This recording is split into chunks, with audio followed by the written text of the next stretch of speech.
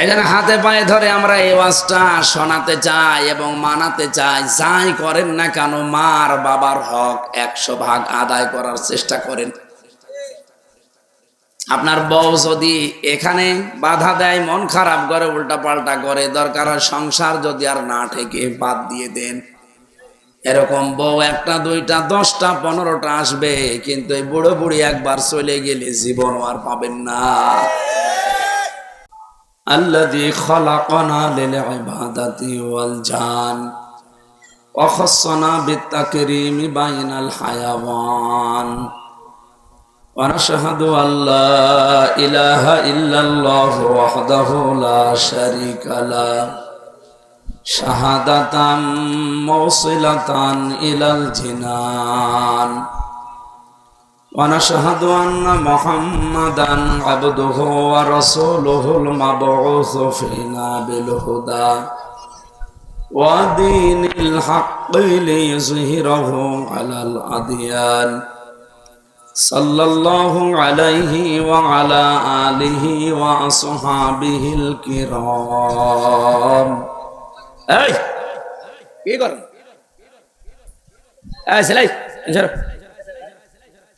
কথা বলা যাবে না ভাই। এই ভিডিও মেনে তাড়াতাড়ি বস, কেউ উঠবা না, এখানে দাঁড়িয়ে থাকা যাবে না ভাই। সামনে অন্তত যে যেখানে আছেন জায়গা ফেলে বসে যান। فقد قال الله تعالى في كلامه المجيد وبرهانه التوحيد أعوذ بالله من الشيطان الرجيم بسم الله الرحمن الرحيم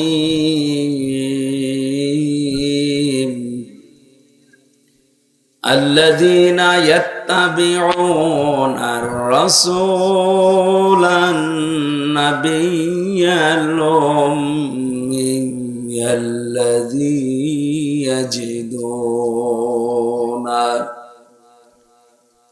يجدونه مكتوبا عندهم في التوراة والإنجيل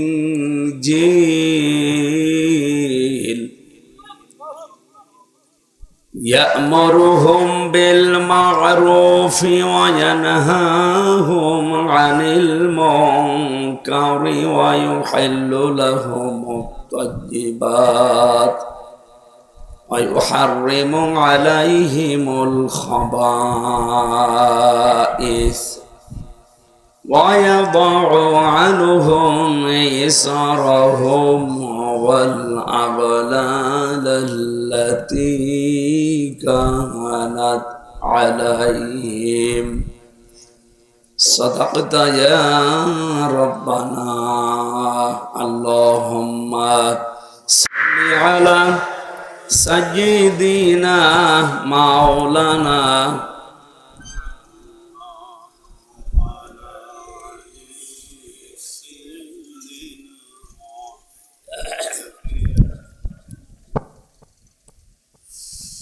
জীবনে যত প্রেম আছে কলিজায় নবীজির তরে সবটুকু দিয়ে দেব তাই বিনিময়ে শাফাত যদি তার পাই বসে যাবে এ জীবনে যত ব্যথা ভার বালাগাল ওলা বিকামালিহি কাশাফাত দুজা বিজামালিহি হাসনাত জামিউ খিসালিহি সাল্লু আলাইহি ওয়া আলিহি। আলহামদুলিল্লাহ। এই আবার দাঁড়িয়ে আছেন মানে বসেন।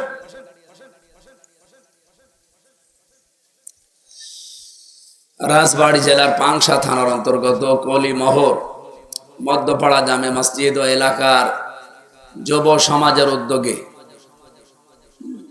মহাবিশ্বের মহাবিশ্বয় এই আওয়াজ বাড়ি খাই কেন রিভাব দেন, ইকো বন্ধ করে রিভাব দেন। আমাদের মালিক, আমাদের মনিব, মহান রব্বুল ইজ্জাত ওয়াল জালালের মুখের পবিত্র বাণী কোরআনে কারীম, কোরআনের ব্যাখ্যা তাফসীর শোনানোর ব্যবস্থা করেছে যুবকরা। রাজবাড়ি, পাংশা, কলিমহর এলাকার যে যুবকদের মা পেটে নিয়েছে, আল্লাহ যেন খাদিজাতুল কুবরার মতো বানিয়ে দেন। আর জোরে বলেন আমিন। আর আমাদের দুর্ভাগ্য কুষ্টিয়া, খোকসা, গতকালকে আল্লাহর বান্দারা বুঝে হোক না বুঝে হোক জাহান্নামের কীট যারা মানুষকে সরাসরি চোখের জিনা, মনের জিনা করায়, পৃথিবীতে নিকৃষ্ট মানুষের তালিকায় যাদের নাম, এই মানুষগুলোকে কালকে নিয়ে এসে নাচানাচি করেছে। ওরাও যুবক, আপনাদের এই কলিমহরের এলাকার এরাও যুবক। এই যুবকগুলোকে আল্লাহ ওমরের মতো বানিয়ে দেয়। কুষ্টিয়া খোকসার যুবকদেরকে আল্লাহ হেদায়েত দান করেন, যদি না থাকে ওদেরকে যেন আল্লাহ তুলে নেন, কারণ এগুলো ক্যান্সার। এর নিজেরা তো জাহান্নামে যাচ্ছে, এলাকার মানুষকেও নিয়ে যাচ্ছে। আজকের মাহফিলের সম্মানিত সভাপতি জনাব আলহাজ মাওলানা মোতাহার হোসেন দামাত বারকাতুহুল আলিয়া, সম্মানিত পরিচালক মুফতি আলী আকবর, এখানে আলোচনা করলেন এতক্ষণ যিনি কমারখালী থেকে আগত হাফেজ মাওলানা আব্দুল সালাম,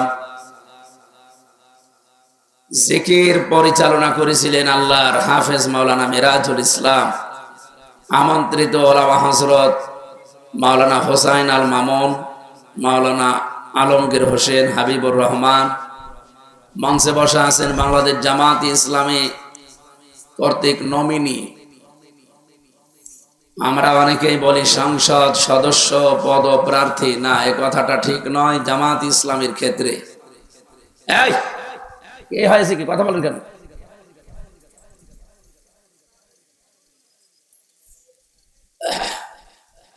আপনারা জানেন বাংলাদেশে যত দল আছে এ পর্যন্ত, আমার যতটুকু অবজারভেশন আছে এই দেশে বাংলাদেশ নিয়ে ৭৩টার উপরে এখন দল কাজ করছে। শুধুমাত্র বাংলাদেশ জামাত ইসলামী, এরা আজ পর্যন্ত এই দেশে কেউ নিজের দলীয় কোনো পদ গলা বাড়িয়ে চেয়ে নেয়নি। চেয়ে নিলেও কিয়ামতের আগেও পাবে না। কিন্তু অন্য দলে আমরা দেখি এই পদ পাওয়ার জন্যে, এই এমপি নমিনি হওয়ার জন্য তারা মারামারি করে মরে পর্যন্ত যায়। জামাত ইসলামীতে এটা আজ পর্যন্ত পেয়েছে? বলেন বলেন, আপনাদের আর কি দেখানো লাগবে? আমিরে জামাত ডাক্তার শফিকুর রহমান এই যে মহাসমাবেশে ঘোষণা দিয়েছে যে এই দল থেকে কেউ যদি এমপি হয়, মন্ত্রী হয়, 5 বছরে তার একটা টাকা বাড়বে না, যা আছে আরো কমে যাবে। সরকারি ট্যাক্স ফ্রি যে গাড়ি আছে ওইটা তারা নেবে না। ফ্ল্যাট দেয়, ফ্ল্যাট দেয়, প্লট দেয়, এগুলো নেওয়া হবে না। যত টাকা বাজেট আসে, একটা টাকা এদিকে ওদিকে যাবে না। যে বাজেট এসেছে সব জনগণের সামনে উন্মুক্ত করা হবে। আমি কয়েকদিন আগে গিয়েছিলাম মালয়েশিয়া, সিঙ্গাপুরে, থাইল্যান্ডে। দুর্ভাগ্য আমার, যে হোটেলে উঠি নিচে নেমে দেখি তুই শয়তান চা খাচ্ছে। কি গো বলছো, হুজুর আমরা আগেই পালিয়েছি। আপনি পালাইলেন কেন? 3 তারিখের পরে দেখলাম ভাব ভালো না, দরকার নেই ভিক্ষা, কুকুর টেকা, তাড়াতাড়ি করে চলে এসেছি, এসে বাঁচলাম। কিন্তু এখনো শান্তি পাচ্ছি না, কারণ হোটেলে থাকা লাগে। অথচ যেই লোকের সাথে কথা বললাম তার বাংলাদেশ এবং বিদেশ মিলে 620টা বাড়ি। তার কত? 620টা বাড়ি। কিন্তু কোনো বাড়িতে থাকতে পারে না। এদেশের বাড়ি তো জনগণ সব আগুন লাগিয়ে 32 নাম্বার 33 নাম্বার করে দিয়েছে। বাকি বিদেশের মাটিতে যে বাড়িগুলো বানিয়েছে ফ্ল্যাট, এগুলোও থাকতে পারে না। সাহেব পাড়া বানিয়েছে মালয়েশিয়া, কিন্তু তালা লাগানো। সিঙ্গাপুরে ফ্ল্যাট কেনা, তালা লাগানো, যেতে পারে না। আপনার নিজের বাড়ি আছে, আপনি সেখানে না থেকে হোটেলে থাকেন কেন? 20 লাখ বাঙালি কাজ করে এই মালয়েশিয়া। বাইরে যদি আমারে দেখতে পায় না, পিটিয়ে ভর্তা বানিয়ে ফেলবে। বাইরে যাব, খুব চুরি করে আসে হুজুর, দোয়া করেন। আরে দোয়া, ওর জন্য দোয়া আসে? নির্ভরযোগ্য সূত্রে আমাকে বসিয়ে বসিয়ে বলছিলেন যে আপনারা তো আলেম মানুষ, আমাদের দেশে যেই টাকা বাজেট হয় একটা রাস্তার জন্য, ব্রিজের জন্য, 100 টাকা বাজেট হলে মাত্র 3 টাকা খরচ হয়, আর ওই উপর থেকে নিচ পর্যন্ত আসতে 97 টাকা আল্লাহর ওলিরা খেয়ে ফেলে। আপনাদের দ্বারা এটা হবে না আমাদের বিশ্বাস। আগামীতে যদি ইসলামকে আপনারা নিয়ে যেতে পারেন, এই দেশের চিত্র মালয়েশিয়ার চাইতেও পরিবর্তন হয়ে যাবে। মালয়েশিয়া দাঁড়িয়ে গেছে 4 সাল থেকে, আজ 21 বছরে তারা বিশ্বের মানচিত্রে আজ উল্লেখ করার মতো একটা দেশ, অথচ তারা আমাদের চাইতে নিম্নে ছিল। শুধু মরুভূমি, পাহাড়, পাথর আর পাম গাছ, তাছাড়া আমি কিচ্ছু দেখি না। অথচ বাংলাদেশের চাইতে দেশটা প্রায় 5 ডবল বড়, মানুষ মাত্র 1 কোটি,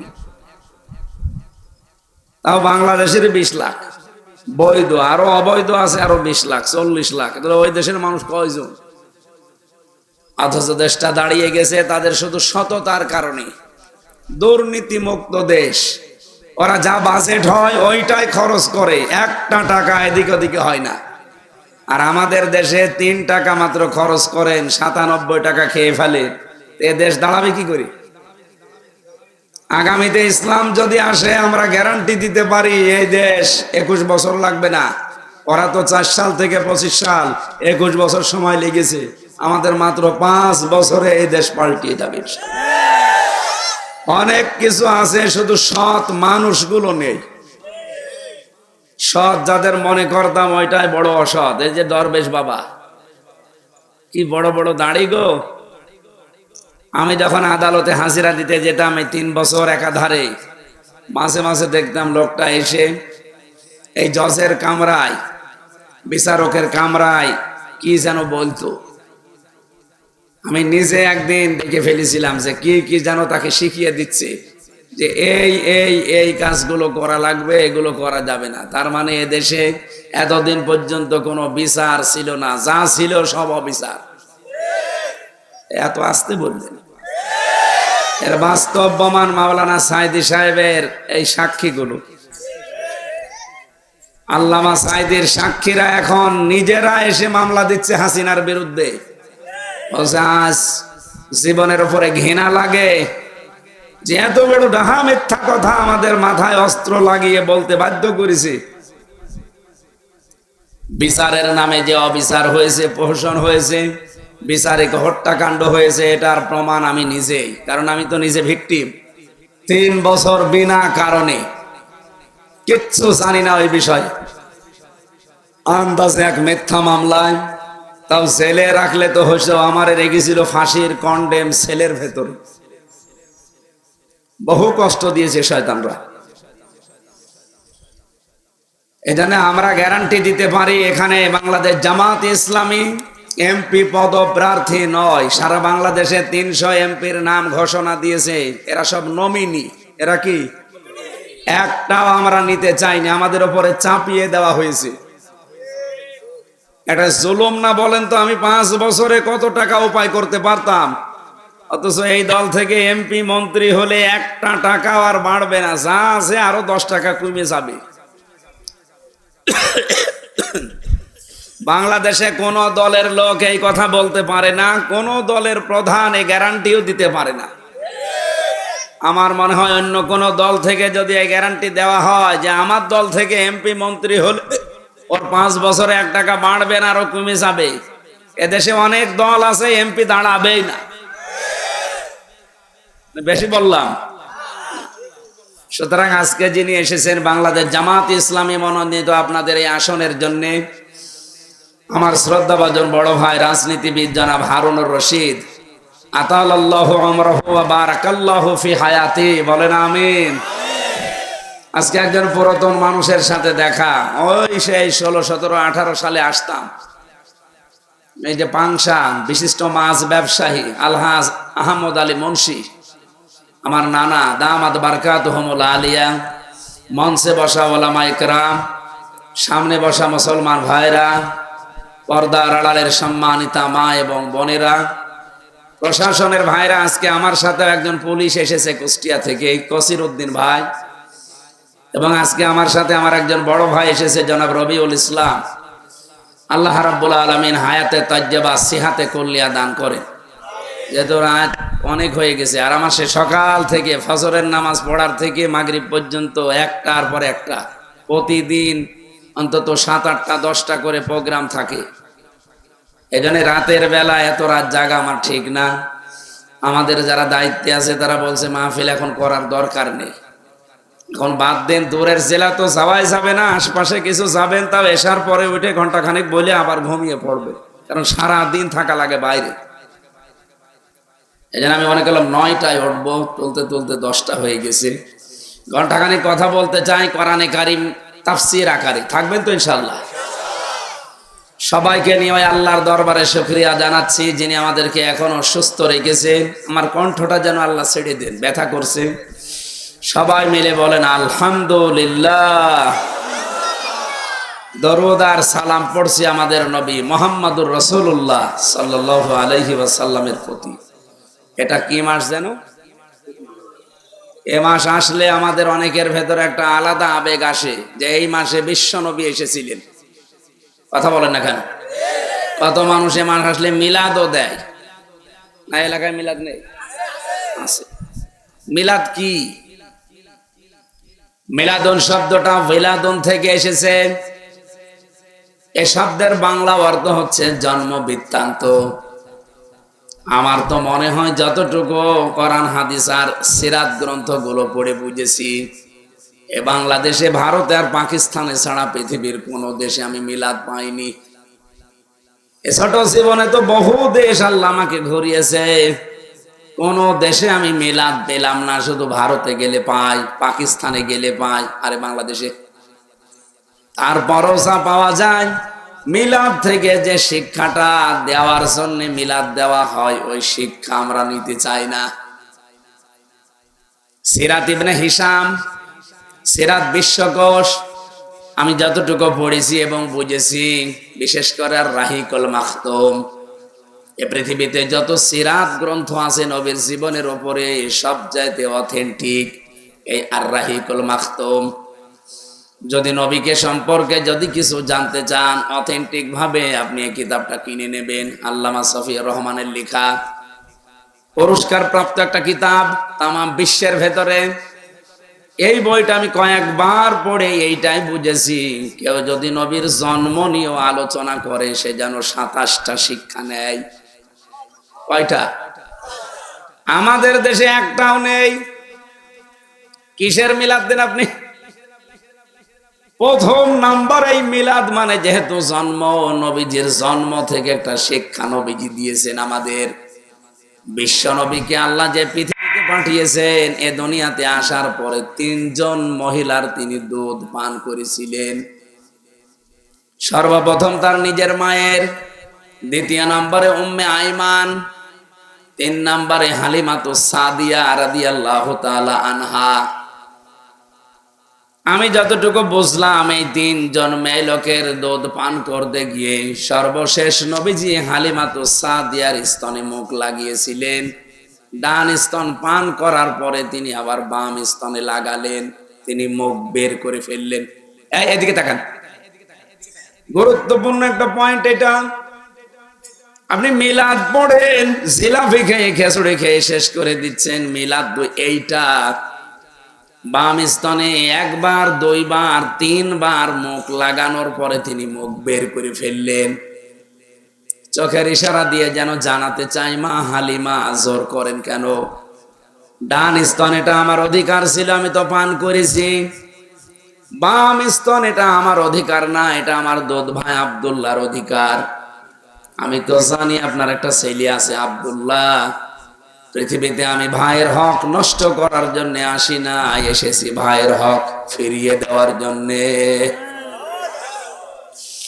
আর আজ বাড়ি বাসে যেই নবী মায়ের কোলে বসে ভাইয়ের হক মারে না, আরো ফেরত দেয়, সেই নবীর উম্মত আমরা। যত বড় হচ্ছে ভাইয়ের হক মারার জম হচ্ছি। মনে হয় বেশি বলে ফেললাম। এবার একটা হাদিস বলবো, আবার নিচের দিকে টেনে নিয়েন না, ১৫০০ বছর আগের কথা। عن أبي ذر رضي الله تعالى عنه قال قال النبي صلى الله عليه وسلم من ادعى ما ليس له فليس منا وليتبوأ مقعده من النار رواه মুসলিম। বিশ্বনবী জানিয়েছেন, যে জিনিস তোমার না ওইটা যদি জোর করে নিজের আয়ত্তে নিয়ে নাও, দুইটা ক্ষতি ওই দিন থেকে তোমার আরম্ভ হয়ে গেছে। এদিকে তাকান, আবার বলছি, যেই জিনিস তোমার না ওইটা যদি জোর করে জবরদস্তি করে চাঁদাবাজি করে দখল করে নিজের আয়ত্তে রেখে দাও, ওই দিন থেকে দুইটা শাস্তি তোমার শুরু হয়ে গেছে।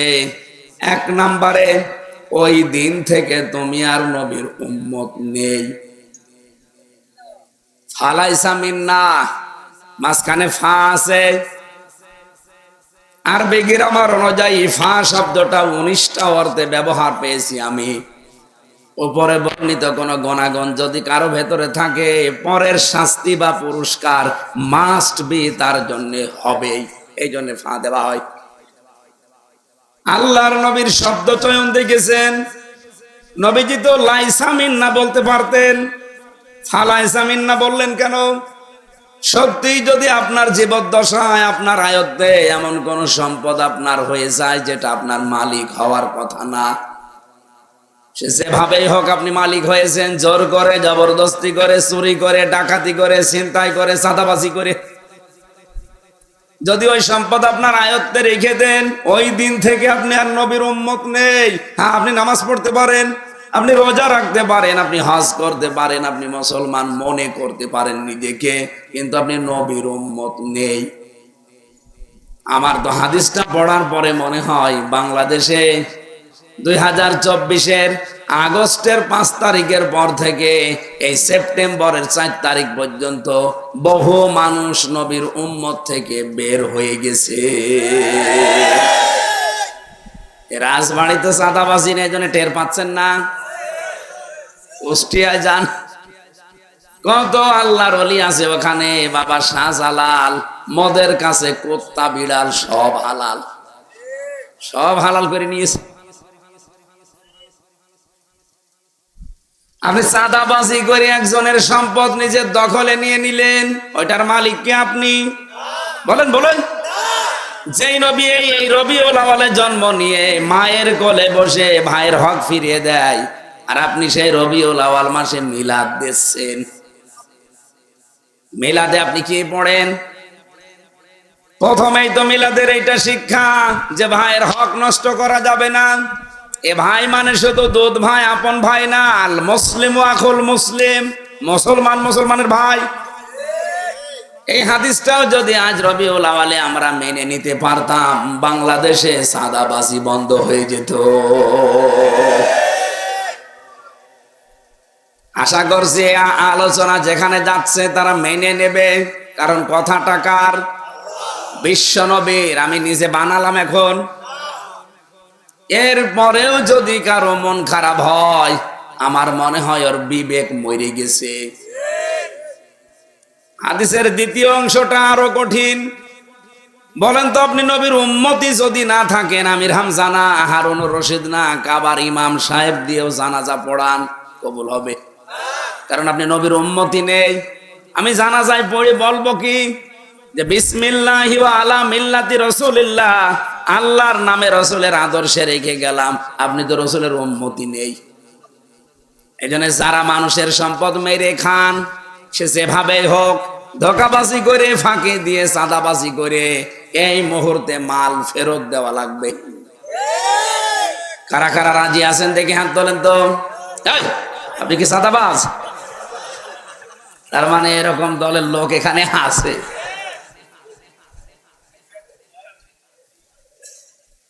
হাদিসের দ্বিতীয় অংশ কি? এদিকে তাকান ভাই, এই ছেলে দাঁড়িয়ে বসেন। কানের নিচে এমন একটা জোরে দেব না, দোলা ভাই ডাকবা। একবার ওইভাবে উঠে দেখো কি করি, যেখানে আছেন ওইভাবে স্তব্ধ হয়ে থাকেন। দ্বিতীয় নম্বর পয়েন্টে বেশি ওয়ালিয়াতাবাওয়া মাকআদাহু মিনান নার, সে যেন জাহান্নামে নিজের একটা স্থান তৈরি করে নিল। এ বাংলাদেশে আজ কত নবীর উম্মত দাবিদার বলেন তো, যারা এই রবিউল আওয়াল মাস আসলে মিলাদ দিচ্ছে আমারে ডেকে, কিসের টাকা দিয়ে মিলাদ দেন? বসে চাঁদার টাকা। না ভাই, হচ্ছে না। আপনি তো নবীর উম্মত থেকে খারিজ হয়ে গেছেন এক নম্বরে। দুই নম্বরে আপনি নিজেই জাহান্নামে যাবেন বলে একটা টিকিট কেটে বসে আছেন। অথচ রবিউল আওয়ালের 27টা শিক্ষার প্রথম শিক্ষা এইটা যে আমি ভাইয়ের হক নষ্ট করতে পারি না, এই দুনিয়ায় এসেছি আমি ভাইয়ের হক ফিরিয়ে দেওয়ার জন্য। মিলাদে এই শিক্ষাটা নেওয়ার তৌফিক আল্লাহ দান করেন, বলেন আমিন।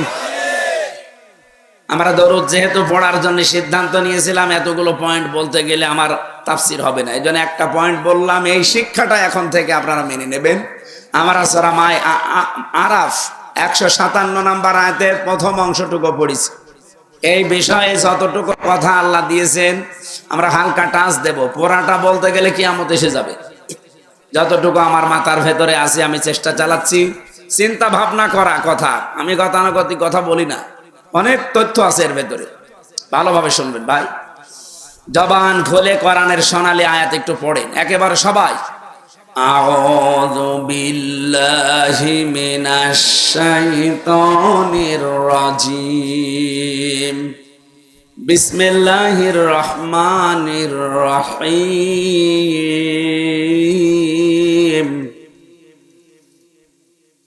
الذين يتبعون الرسول النبي الأمي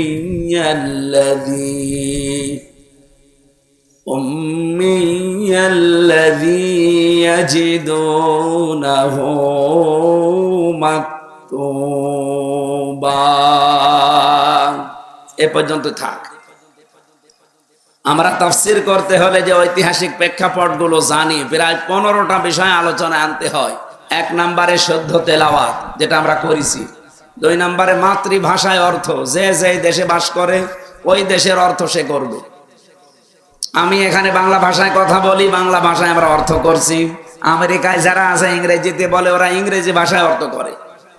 ভারতে যারা আছে তারা যারা হিন্দিতে কথা বলে, হিন্দি ভাষায় তারা অর্থ করবে। তাহলে মাতৃভাষায় অর্থ করা লাগবে, এটা বোঝার জন্য। নবীজিকে আল্লাহ জানিয়েছেন, হে নবী, যে কিতাব আপনাকে আমি আরবি ভাষায় দিয়েছি, এমনিতে আরবি ভাষায় কিতাব দেয়নি, কারণ আপনাকে আমি যেখানে পাঠালাম এলাকার ভাষা কি? বলেন বলেন। আপনি আপনার মাতৃভাষায় সহজে বোঝাতে পারবেন কোরআনে কারিমকে।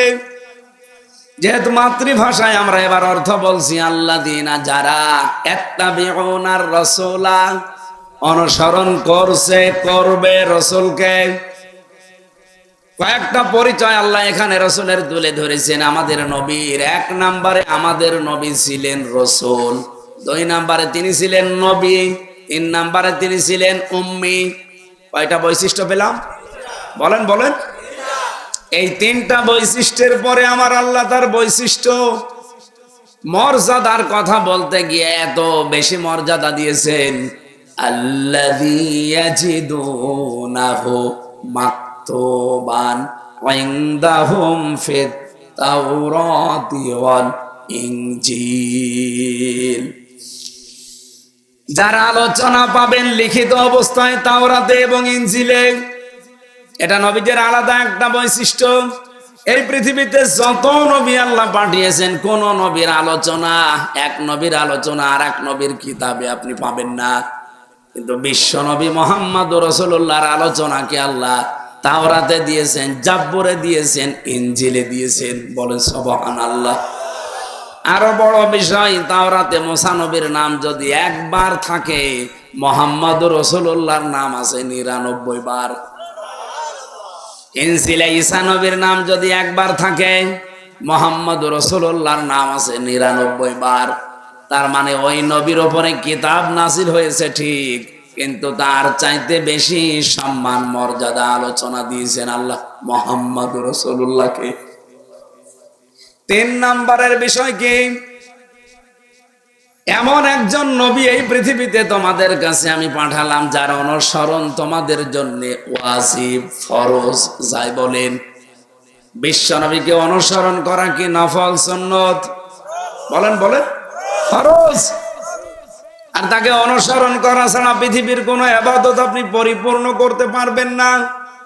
আমি যদি নামাজ পড়তে হলে মুহাম্মদুর রাসূলুল্লাহকে দেখে দেখে পড়া লাগবে।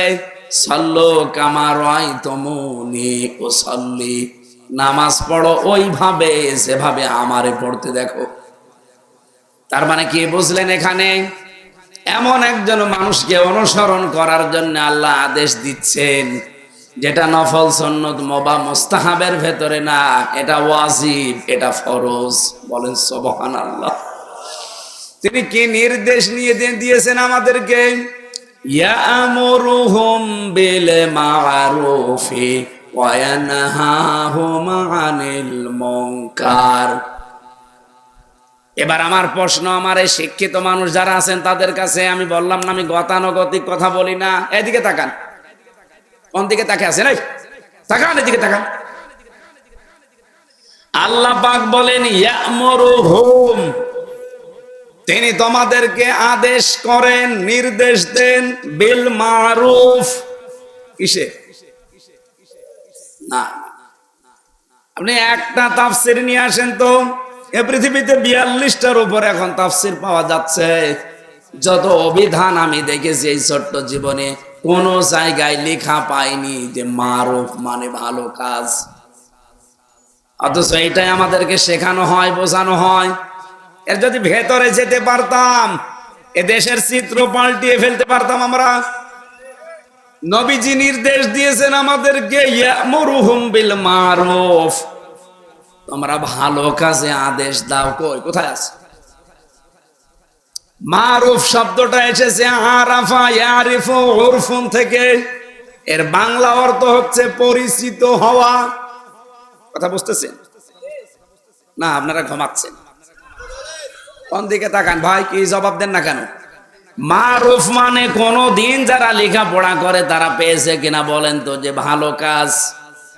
আমি তো পেলাম না। মারুফ শব্দের শাব্দিক অর্থ হচ্ছে পরিচিত হওয়া। ওই যে আরাফাতের ময়দান বলা হয়, ওটা পরিচিত হওয়ার স্থান। কি কথা বলছেন? আজকে যে সূরাটা পড়লাম এই সূরার নাম হচ্ছে সূরা আরাফ। এই আরাফ মানে জান্নাত এবং জাহান্নামের মাঝে একটা প্রাচীর, কথোপকথনের স্থান। এই আরাফ নামক স্থানটা আল্লাহ বানিয়েছেন, এদিকে জান্নাত এদিকে জাহান্নাম, মাঝখানে এই বিশাল একটা প্রাচীর দেওয়া আছে। এর উপরে আল্লাহ কিছু মানুষকে বসিয়ে ফেলবে বা দাঁড়িয়ে রাখবে।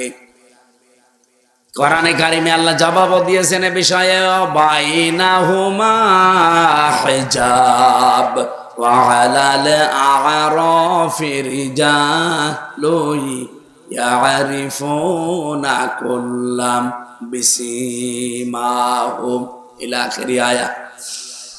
এই যে আরাফ নামে যে একটা স্থান, এদিকে তাকান না, ক্লাস হচ্ছে না, ভালো করে ক্লাস করেন। কিছু মানুষকে আল্লাহ দাঁড় করিয়ে দেবেন।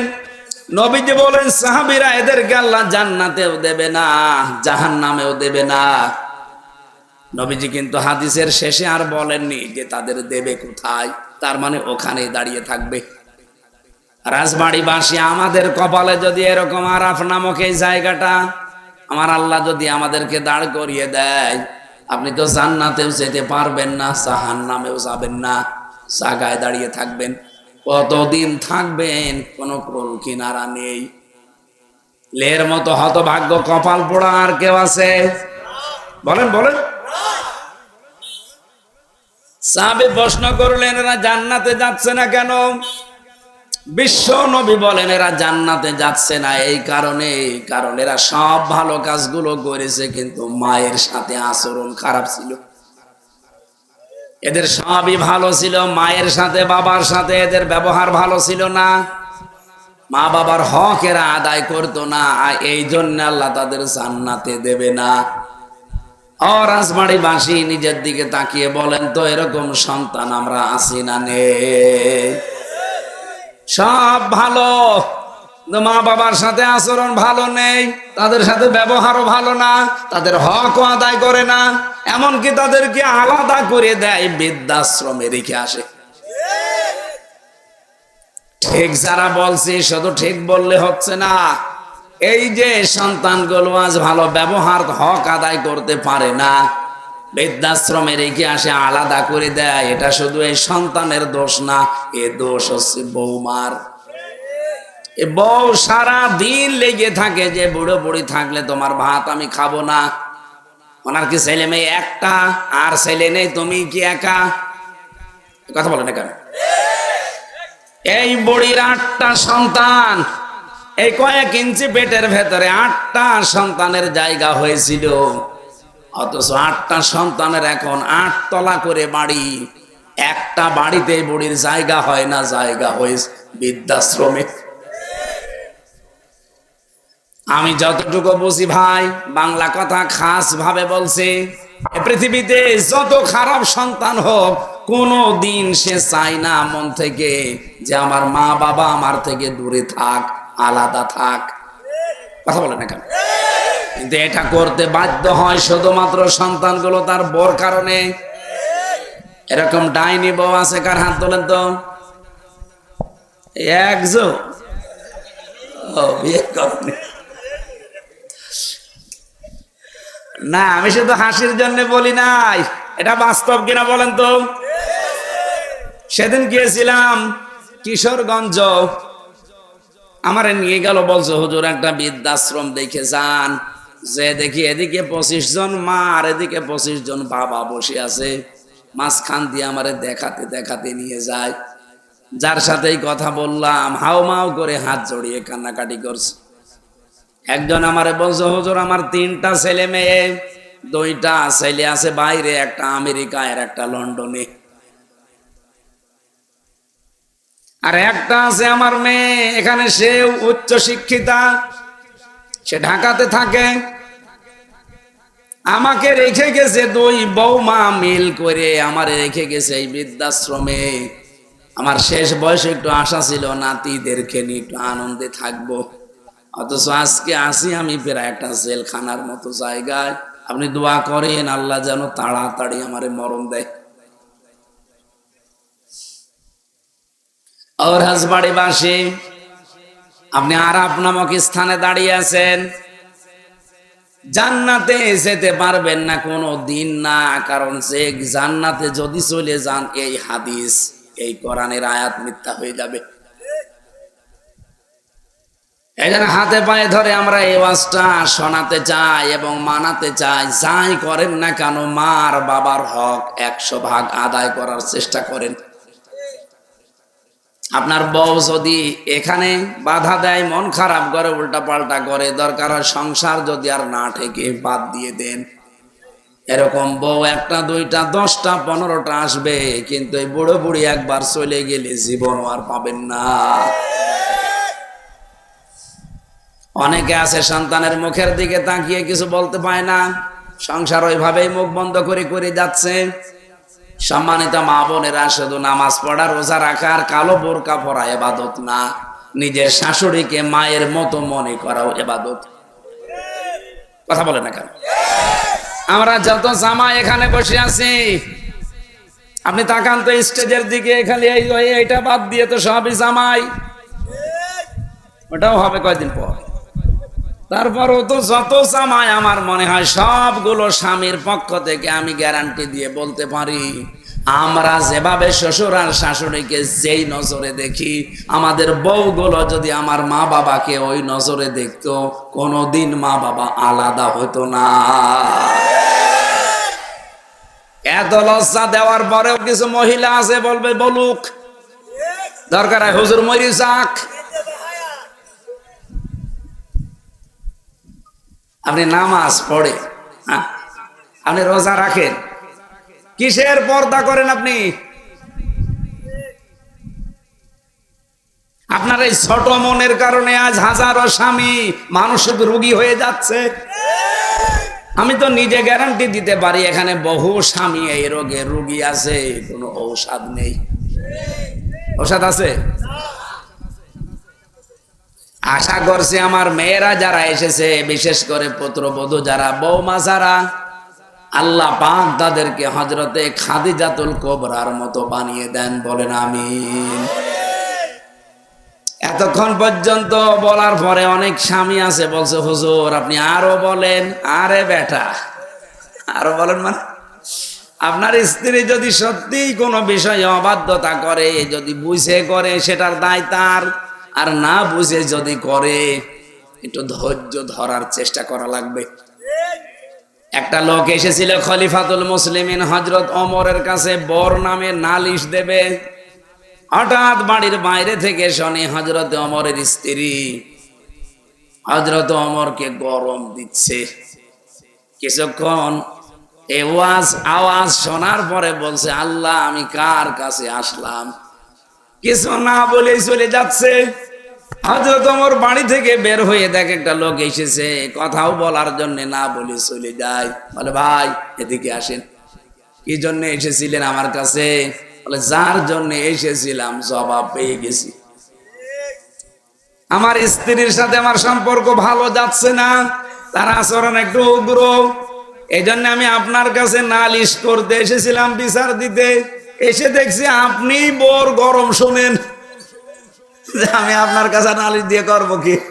হযরত ওমর লোকটার হাতে হাত দিয়ে, মাথায় হাত দিয়ে বলেন, দেখো আমার এই স্ত্রীটা বিনা স্বার্থে আমার সন্তানটাকে পেটে ধারণ করেছে, জীবনের উপরে রিস্ক নিয়ে সন্তানকে দুনিয়ায় ডেলিভারি করে আমার বাবা ডাক শুনিয়েছে। মেতরের কাজ পর্যন্ত আমার সন্তানের জন্য মেয়েটা করে, তার একটু গরম শুনলে আমার অসুবিধা কি? ও বলার দরকার, বলি যাক। আমাদের স্বামীদেরকে আমার মনে হয় এরকম একটু ধৈর্যশীল হওয়া দরকার, তাহলে সংসারে আস্তে আস্তে একটা অজানা অনির্বচন সুখ আল্লাহ দান করবে। আল্লাহ যেন তৌফিক দান, বলেন আমিন। আমি আরাফের যে ব্যাখ্যা বলছিলাম ভাইরা, নবীজি বলেন এদেরকে আল্লাহ জাহান্নামেও দেবে না। সাহাবী বলেন, হুজুর জাহান্নামে দেবে না কেন? আমি কিন্তু ওই মারুফ শব্দটার ব্যাখ্যা করার জন্য পর্যন্ত এসেছি। এদিকে তাকান, জাহান্নামে দেবে না এই কারণে, এরা আর যাই করুক না কেন দুনিয়াতে দিন কায়েমের জন্য আন্দোলন করত। দিন কায়েম হয়নি, অসুবিধা নেই, কিন্তু তাদের মন প্রাণ ছিল দিন যেন কায়েম হয় জমিনে। আল্লাহ পাক এই কাজটাকে এত বেশি পছন্দ করেছে, এদের আর যাই হোক জাহান্নামে দেবে না। রাজবাড়ি বাসী এটা রেকর্ড হচ্ছে, সারা বাংলাদেশ শুনছে। এখন আহ্বান জানাবো, আর যাই করেন না কেন ইসলামী আন্দোলন একামতের দিন এই পৃথিবীতে কায়েম করার জন্য আপনি মন প্রাণ দিয়ে চেষ্টায় থাকবেন। কায়েম হলে তো ভালো, না হলেও আপনার কোনো লস নেই, আপনাকে আল্লাহ জাহান্নামে দেবেন অন্তত। এখন যদি বলেন দলিল আপনি বানিয়ে বলছেন না, সূরা সফ 10 নম্বর আয়াত, আপনি দেখেন এই আয়াতগুলো পরিচিত আয়াত, পড়ে দেখেন, এখানে আছে হাল আদুল্লুকুম আলা তিজারাতিন তুনজিকুম মিন আযাবিন আলীম। এমন একটা ব্যবসার কথা তোমাদেরকে বলবো যেটা করলে জাহান্নামে যাওয়া লাগবে না। সেই ব্যবসা এইটা, জান আর মাল দিয়ে আল্লাহ রাসূলকে বিশ্বাস করার পর সর্বাত্মক ভাবে তাদের বিধান এই জমিনে কায়েম করার জন্য চেষ্টা করা। আল্লাহ বলেন যালিকুম খায়রুল লাকুম, এইটাই ভালো কাজ, ইন কুনতুম তা'লামুন, যদি তোমরা জানো।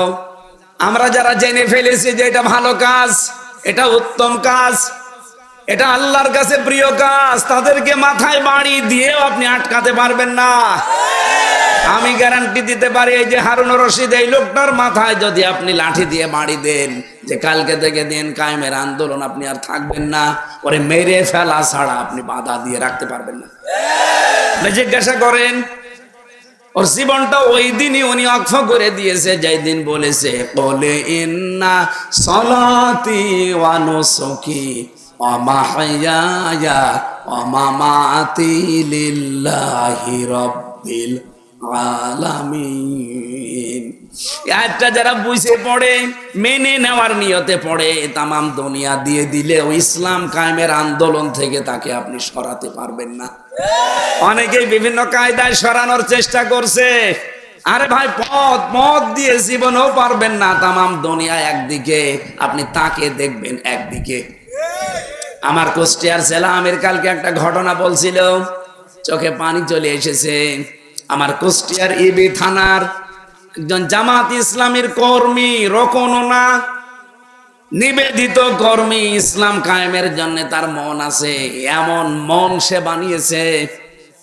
জেলা আমিরের কাছে এসে ওনার যত সম্পদ আছে দুনিয়াবি, 12 কেজি গম ছিল ঘরের ভেতরে, 4 কেজি গম আটা বানিয়েছে, বাকি 8 কেজিও দিয়ে দিয়েছে আল্লাহর দিনের জন্য। টাকা পয়সা, জমি জায়গা, গরু ছিল, ছাগল ছিল, মুরগি ছিল, হাঁস ছিল, যা ছিল সব বিক্রি করে এসে বলছে, দিন কায়েমের এই আন্দোলনে আমি সব দিয়ে দিলাম। দুনিয়ার জাগতিক সম্পদ বলতে শুধু ওই 4 কেজি আটা ছাড়া আমার আর কিচ্ছু নেই। উনি বারবার নিষেধ করেছে যে না ভাই, এটা নিয়ম না। আপনি যদি দান করতে চান অন্তত 3 ভাগের 1 ভাগ করেন, 2 ভাগ রেখে দেন। লোকটা যে কথা বললেন, এ কথা বলার পরে আর কথা থাকে না। লোকটা বলছে, আমিরে জামা জেলা আমির সাহেব, কান খাড়া করে শোনেন, আমি আবু বকর সিদ্দিকের মতো হতে চাই। তাবুকের যুদ্ধে হযরতে আবু বকর শুধুমাত্র আল্লাহ রসুলের নাম বাড়িতে রেখে জাগতিক যত সম্পদ সব দিয়েছিল দিন কায়েমের জন্যে। আমি তার মতো হতে চাই, আপনি আমারে নিষেধ করবেন না। এটা কি এমনি তৈরি হয়? আপনাকে এটা মন থেকে পড়া লাগবে। এই বাংলাদেশে আজটা কত আলেমও পড়ে, কত নামাজিও পড়ে, মন থেকে পড়ে না। এই কারণে তাদের মন আল্লাহ ওইভাবে বানায় না। কিন্তু যাদের মন আল্লাহ তৈরি করে দিয়েছে, কাদের? এই যে কাদের, এই প্রশ্নের জবাব আল্লাহ দিয়েছেন। রব্বুল আলামিন বলেন, আল্লাহু ইয়াজতাবি ইলাইহি মাইয়াশা ওয়া ইয়াহদি ইলাইহি মাইয়ুনিব। সূরা শূরা, এটা 13 নম্বর আয়াতের শেষের অংশ। রব্বুল আলামিন বলেন, আমি আল্লাহ যাকে নির্বাচিত করি, মনোনীত করি, পছন্দ করি, তাকে আমি আল্লাহ দিন কায়েমের জন্য একনিষ্ঠ ভাবে লাগিয়ে দেই। কাকে লাগাই? ওয়াহদি ইলাইহি মাইয়ুনিব, যে লোকটা মন থেকে আমি আল্লাহর জন্য ফিরে আসে। আজ 18 কোটি মানুষ বাংলাদেশে, সবাই দিন কায়েমের পক্ষে অ্যাক্টিভ ভাবে নেই। মাত্র এই যে কয়েকদিন আগের জরিপ পেয়েছি, 7 কোটি 20 লাখ মানুষ এখন বলছে আমরা এই দেশে আল্লাহর দিন কায়েম চাই। মানুষ কত কোটি? 18 কোটির উপরে, অথচ মাত্র 7 কোটি 20 লাখ। এরা এখন বুঝতেছে যে এটা ভালো কাজ, পৃথিবীর সর্বোত্তম কাজ। দিন যদি কায়েম না হয়, আমি আমির হামজা 200 বছর বেঁচে থেকে আমার লাভ কি? আমার 3টা মেয়ে হয়েছে, আরো না 14টা মেয়ে হইলো, আমার লাভ কি? আমার তো লাভ হবে ওই সময় চর্ম চোখে যখন দেখতে পারবো যে আল্লাহর এই কালাম দিয়ে এই দেশটা চলছে। আহ্বান জানাচ্ছি, ফিরে আসেন। মন তৈরি করলেই যথেষ্ট। আমাকে অনেক আমার নিজের হিতাকাঙ্ক্ষী যারা মনে করে, তারা বাধা দেয় যে এত ঝামেলা যাওয়ার দরকার কি, তোর কি কম আছে? ওইটা ভাঙিয়ে বসে খেলে তো তোর জীবন কেটে যায়। আরে ভাই, খাওয়া দাওয়া পায়খানা করার জন্য তো আমার দুনিয়া না। আমার টার্গেট হচ্ছে দিন কায়েম করার চেষ্টা করা। কায়েম হলে ভালো, না হলে আমার কোনো লস নেই। আমার নির্ধারিত বেতন আছে। কথা বলেন না কেন? হারুন ভাই মনে করেন 5 জন মানুষকে কর্মচারী নিয়েছে, কামলা, লেবার। উনি বলছে, এই জমিনে তোমরা আজকে ধান লাগাও, বিকাল 5টার সময় তোমাদের বেতন যার যারটা দিয়ে দেব। আমরা বিকাল 5টা পর্যন্ত লাগাবো নাকি? বিকাল 5টা বাজতে মাত্র 10 মিনিট বাকি আছে। হঠাৎ করে 5-6 জন মস্তান এসে বলছে, না, এ ধান আর লাগানো যাবে না, সব তুলে ফেলো। বলেন তো, আমাদের বেতন আমরা এখনো পেয়েছি কয়টায়? বলেন বলেন। 5টা বাজার আগে যত বড় মস্তান আসুক, এ ধান তো তুলতেই দেব না। কারণ এ ধানও আমার না, জমিও আমার না, কিন্তু আমার বেতন দরকার। বলেন, এই জমিনের মালিক কি হামজা? কোরআনের মালিক হামজা, জমিনও আল্লাহর, কোরআনও আল্লাহর। আমি তো খাদেম, আমি তো কামলা, আমাকে লেবার রেখেছে আল্লাহ, আমি সার্ভেন্ট, ভিত্ত যাই বলেন। আমি আল্লাহর গোলাম হিসাবে চেষ্টা চালাবো। বিকাল 5টা মানে জীবনের শেষ দিন, জীবনের শেষ দিন পর্যন্ত চেষ্টা চালাতেই থাকবো, জমিনে যেন কোরআন কায়েম হয়।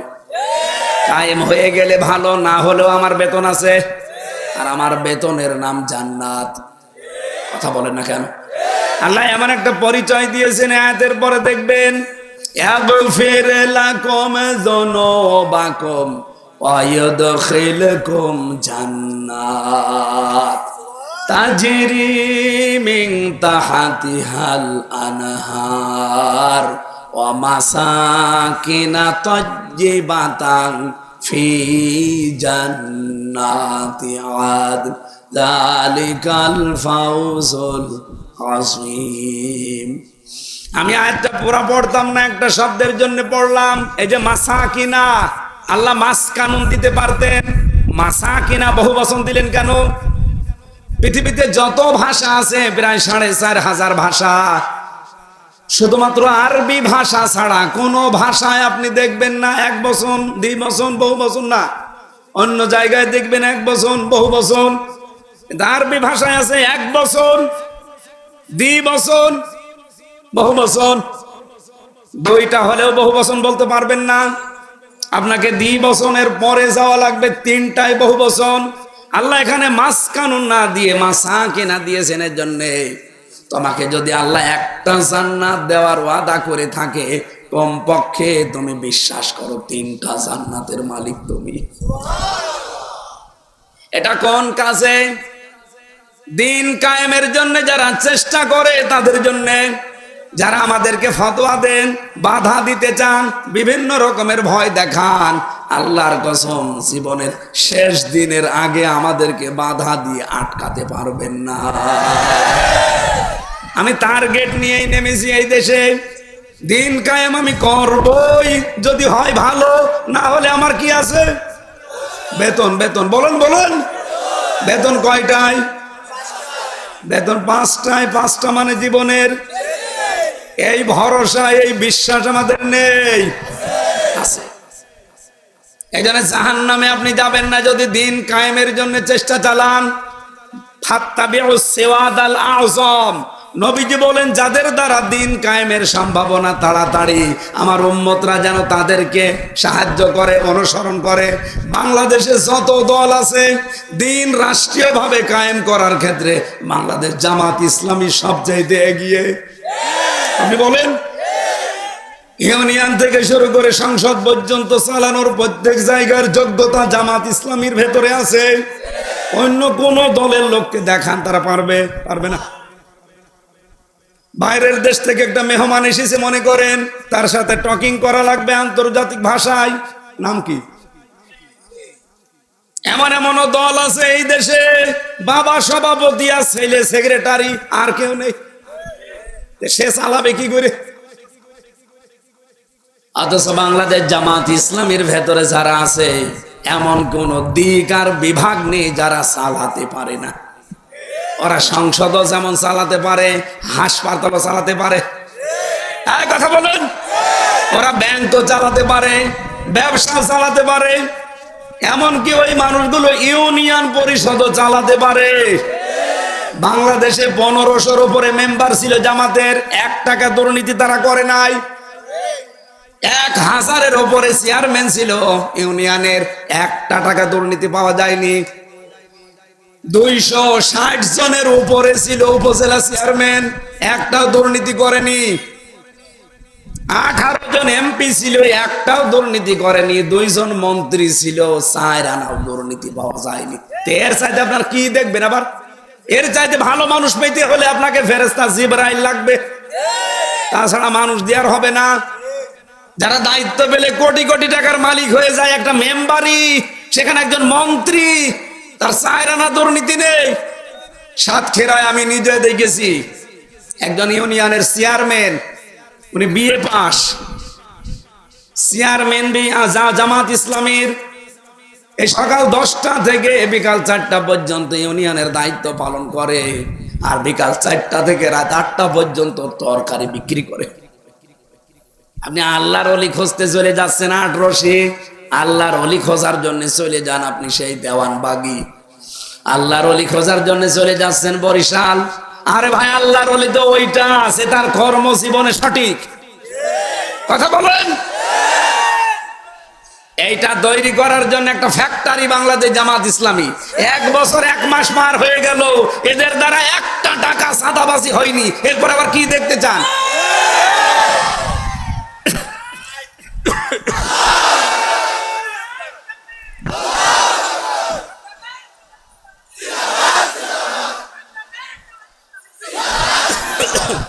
একটা কথা যদি ভুল প্রমাণ করতে পারেন, কারো যদি মন খারাপ হয়, তার মনের দোষ। উনি এসে জামাতের কথা বলে, আমাদের কথা বলে না। তোদের কথা বলবো কি করে? তোর কথা কোরআন হাদিসে আছে? যা আছে তা তো বলা যায় না, ও তো কোরআন বিরোধী। এই যে পাবনা ঈশ্বরদী আটঘরিয়ায় হাবিবুর রহমান হাবিব, জাকারিয়া পিন্টু নামে আল্লাহর এক বান্দা, এই 2 জন প্রকাশ্য কোরআনের অনুষ্ঠানে বাধা দেয়। এদের মুসলমান বলা যায় না, এরা কাফের। বলে না, আমরা কোরআনে বাধা দেই না, জামাত ইসলামী। আমারে বাধা দিচ্ছেন কোন কারণে? এতক্ষণ পর্যন্ত যা বলেছি কোরআনের ব্যাখ্যার বাইরে একটা কথা দেখান তো। বলে আমার পক্ষে বলেন না। তা আপনার পক্ষে বলবো কি করে? আপনি মাল খান, আপনি ডাল খান, লাল পানি ছাড়া আপনার চলে না। আমি আপনার পক্ষে খাবো? আমার জব্বা কেটে ফেলবেন আল্লাহ।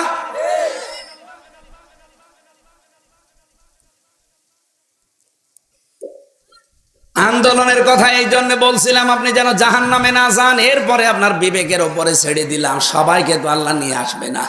আল্লাহ যাকে নির্বাচিত করে, পছন্দ করে, তারে দিয়ে এই কাজ করাবে।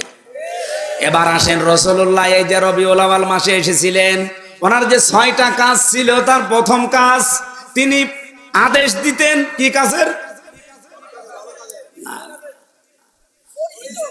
না না, মারুফ শব্দের শাব্দিক অর্থ এবার বলছি। মারুফ মানে পরিচিত, পরিচিত কাজের আদেশ দিতেন। এখন পরিচিত কাজ কি? আর পরিচিত কাজ তিনি পেয়েছিলেন কোন সময়, কোথায় পরিচয় হয়েছিল এই কাজগুলোর সাথে? এই জন্যই তাফসীর মাহফিলে আসতে হয়। এবার আসেন তো আমরা এই শব্দের ব্যাখ্যার দিকে যাই। বিশ্ব নবী মুহাম্মদ রাসূলুল্লাহকে দুনিয়ায় পাঠানোর আগে আরো লক্ষ লক্ষ নবী আল্লাহ পাঠিয়েছেন, না পাঠাননি? যাকে পাঠিয়েছিলেন আমরা জানি সর্বপ্রথম তিনি হযরতে আদম। কথা বলেন না কেন? হযরতে আদম আলাইহিস সালামকে আমার আল্লাহ একটা ক্লাস নিয়েছিলেন। আল্লামা আদামাল আসমাআ কুল্লাহা, আমি আদমকে যত কিছুর নাম আছে সব শিখিয়ে দিয়েছি। এইটা এতদিন পড়েছি। এখানে নাম মানে শুধুমাত্র আলু, পটল, ঝিঙা এগুলোর নাম না। বলেন তো, এখানে ক্লাস নিচ্ছে সরাসরি কে? ছাত্রকে? আদম নবী, হারুন না হামজা না, সরাসরি আল্লাহ নিজে ক্লাস নেয়। শিক্ষক, ছাত্র, নবী একজন। আর ক্লাসরুম কি এই কলিমোহর? কোন জায়গা? জান্নাত। আপনি হিসাব করতে পারেন যে জান্নাতের মতো একটা জায়গা ক্লাসরুম, সেখানে ছাত্র সরাসরি একজন নবী, তাও সর্বপ্রথম নবী। আর ক্লাস নিচ্ছে যে সে শিক্ষক না, কে? আল্লাহ সরাসরি নিজে। আপনার কি মনে হয় যে ওই ক্লাসে আল্লাহ আলু গাছ, কলা গাছ, পটল, ঝিঙা গাছ এটা শিখিয়েছে? এখানে আসমা বহু বচন। এই আসমা মানে শুধু নাম না। যত পরিচিত কাজ এই পৃথিবীতে হতে পারে, তার মানে আমরা সৎ কাজে আদেশ করো, অসৎ কাজে নিষেধ করো, এই শব্দটা আল্লাহ ওই দিন শিখিয়েছেন। এরকম ভালো কাজ, সৎ কাজ, পরিচিত কাজ এই কোরআনে আছে 500। এই পরিচিত কাজগুলো আল্লাহ তাকে শিখিয়েছিলেন ওই এক ক্লাসে। আর আমরা যেহেতু আদমের সন্তান, তার পিঠ থেকে বের হয়েছি, ওই ক্লাসে আমরা ছিলাম। এই জন্য দুনিয়াতে দেখবেন অনেকে লেখাপড়া যদি নাও করে, তাও কোনটা ভালো কাজ কোনটা মন্দ কাজও কিন্তু জানে। ও জানলো কবে? ওই ক্লাসে যেদিন আদম নবী ক্লাস করেছিলেন। যত ভালো কাজ যত মন্দ কাজ, যত পরিচিত কাজ, এই কাজের সব খবর আল্লাহ ক্লাসে শিখিয়েছিলেন বাবাকে। বাবার পিঠে আমরা ছিলাম, আমাদের অটোমেটিক ভাবে আল্লাহ এটা দিয়ে দিয়েছে। এটা আমরা অনেকেই জানি। আজ ভালো কাজ কি কি আমরা জানি না, অন্যায় কাজ কি কি আপনি কি লেখাপড়া করে জানেন না এমনি জানেন? ওই যে ক্লাসে শিক্ষা করা, এটা ভালো কাজ, এটা পরিচিত কাজ। এই পরিচিত কাজগুলোর আদেশ করা লাগবে। অথচ 54 বছরে বাংলাদেশে আদেশের জায়গায় কি চেয়ার? 54 বছরে ইসলাম চেয়ারে ছিল, আদেশের জায়গায় ছিল না, ছিল অনুরোধের জায়গায়। ওয়ানহাহুম আনিল মুনকার, অন্যায় কাজে তিনি নিষেধ করেছে। কে বলেছে? অর্থ অন্যায় কাজে তিনি বাধা দিয়েছে। এই রাজবাড়ি যে নদী আছে, এই নদীতে স্রোত চলছে, যে যদি আমি আর হারুন ভাই বলি সুবহানাল্লাহ, ফু দিয়ে দিলাম, বন্ধ হবে? বন্ধ করার জন্য প্রাচীর দেওয়া লাগবে, বাধা দেওয়া লাগবে, প্রতিবন্ধকতা সৃষ্টি করা লাগবে। অন্যায় কাজ দেখে শুধু বলে নাউজুবিল্লাহ, আস্তাগফিরুল্লাহ।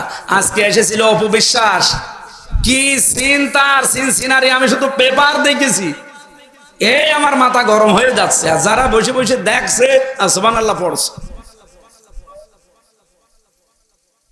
অলঙ্গ অর্ধ অলঙ্গ পোশাকে তারা নাচানাচি করে, মানুষ দেখে আর আনন্দ পায়।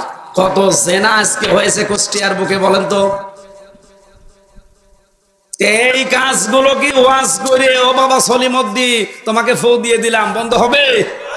কি করা লাগবে? আইন পাশ করে বাধার প্রাচীর তৈরি করা লাগবে। আমরা এইটা চাচ্ছি। এইটাকে অনেকে রাজনীতি মনে করে, এটাকে দুনিয়ার কাজ মনে করে, যা মনে করেন করেন, এইটাই আমাদের কাজ। কারণ আমরা ভালো কাজ, পরিচিত কাজ এইটাই জানি, যে একটা ক্লাসে আমরা শিখেছি। এটা আপনিও জানেন, কিন্তু আপনি এখন প্রচার করছেন না। আল্লাহ রাব্বুল আলামিন এই পরিচিত কাজগুলো 500টা জানার এবং আমল করার তৌফিক দিন। আমরা আর আগাতে পারছি না। এখন 11টা 15 বাজে, না ঘুমালে সকালে আমি আর উঠতে পারবো না। ফজরের নামাজ সকালে আবার ছোটাছুটি করা লাগবে সারাদিন। 9টায় উঠতে পারলে 1.5-2 ঘন্টা কথা বলতে পারতাম না ভাই। 11টার পরে কথা বলাই ঠিক না। আল্লাহুম্মা আমিন। আয়াতটা পুরো শেষ করতে পারলাম না, মাফ চেয়ে নিলাম। লা ইলাহা ইল্লা আনতা সুবহানাক ইন্নী কুনতু মিনাজ জালিমিন। রব্বুল আলামিন, রাজবাড়ী জেলার পাংশা কলি মহরের দিকে একটু তাকাও। কোরআনের কথা আমরা চাতক পাখির মতো শুনছিলাম, যতটুকু শুনেছি আল্লাহ মেনে চলার তৌফিক দাও। এ মাহফিল আয়োজন করতে গিয়ে যারা শ্রম দিলে যুবকদেরকে কবুল করে নাও। মরহুম প্রকৌশলী একেএম রফিক উদ্দিন পান্না মিয়া দোয়া চেয়েছে, আল্লাহ তার জীবনের ভালো কাজ মঞ্জুর করো, অন্যায় কাজগুলো মাফ করে দাও। দিনের সঠিক কথাগুলো বোঝানোর জন্য আমি প্রাণ দিয়ে চেষ্টা করছি। আল্লাহ তোমার বান্দাদেরকে সহজে বোঝার এবং মানার সুযোগ করে দাও। সম্মানিত মা বোনদেরকে তুমি খাদিজার মতো, আয়েশার মতো বানিয়ে দাও। এ বিশাল আয়োজনে যে যুবকরা শ্রম দিয়েছে, এই যুবকদেরকে তুমি আর খারাপ পথে দিও না, ভালো পথেই কবুল করে নাও। এদের একটা উত্তম এবং জায়েজ কর্মজীবন তুমি তৈরি করে দাও। আগামীর বাংলাদেশটা তুমি আল্লাহ কোরআনের হাতে একবারের জন্য তুলে দাও। সম্মানিত মা বোনেরা যারা এসেছে, অনেকে অসুস্থ, আল্লাহ শেফায়ে কামেলা আজেলা দান করো। 3টা বছর জালেমের জেলখানায় আমি অসুস্থ হয়ে গেছি, এখনো পর্যন্ত স্বাভাবিক হতে পারি নাই। আল্লাহ মেহেরবানি করে তুমি আমাকে আগের অবস্থায় ফিরিয়ে দাও। এলাকায় মাটির নিচে যারা ঘুমিয়ে আছে এদেরকে চিরতরে মাফ করো। মাহফিলের সভাপতি, প্রধান অতিথি, যত সম্মানিত ব্যক্তিবর্গ এসেছে তুমি কবুল করো। আগামীতে এই অনুষ্ঠানটা কোরআনের জন্য আরো বিশাল আকারে কবুল করে নাও। বারাকাল্লাহু লানা ওয়া লাকুম ফিল কোরআনিল আযীম। যখনই মরণ আসবে, জীবনের শেষ কথা যেন বলতে পারি, লা ইলাহা ইল্লাল্লাহু মুহাম্মাদুর রাসূলুল্লাহ। আস্তে আস্তে বাড়ি যান। আমার লিখিত বই ছিল ভাই, যদি নিতে চান এটা নিয়েছেন। আমি জেলখানায় লিখেছিলাম, ওই গাড়িতে আছে, ওই যে গাড়িতে আছে। শিক্ষিত মানুষদের কাজে লাগবে অনেক।